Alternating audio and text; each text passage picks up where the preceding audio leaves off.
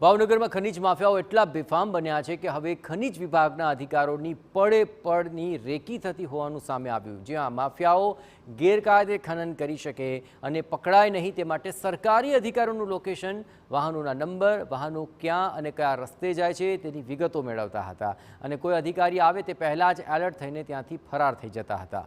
આ કાંડમાં હાલ 5 શખ્સો સામે નીલમબાગ પોલીસ મથકે ફરિયાદ નોંધાઈ છે, જે પૈકી 2 શખ્સો પકડાઈ ગયા છે।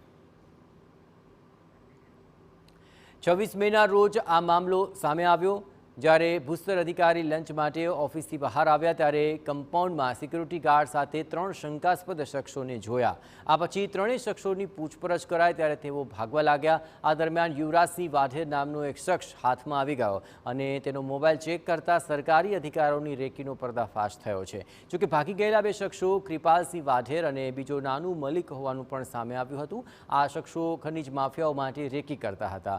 તેમના અલગ અલગ 6 જેટલા વોટ્સએપ ગ્રુપ હતા, જેના સભ્યો પાસેથી પૈસા લેવાતા હતા। આ ગ્રુપના સભ્યો સરકારી અધિકારીઓ પર બાજ નજર રાખતા, નાયબ કલેક્ટર, મામલતદાર, આરટીઓ, ઇન્સ્પેક્ટર, ખાણ અને ખનીજ વિભાગના અધિકારીઓની જાસૂસી કરતા હતા। તેઓ ફિલ્ડમાં નીકળતા અધિકારીઓના તમામ પગલાંનો ટ્રેક રાખી તેની માહિતી ગ્રુપમાં મોકલતા, જેથી ખનીજ માફિયાઓ એલર્ટ થઈ જતા હતા। આ ઉપરાંત ખનન માટે પોલીસ, ખનીજ વિભાગના અધિકારીઓ અને આરટીઓ અધિકારી હપ્તા લેતા હોવાના પણ આક્ષેપ લાગ્યા છે।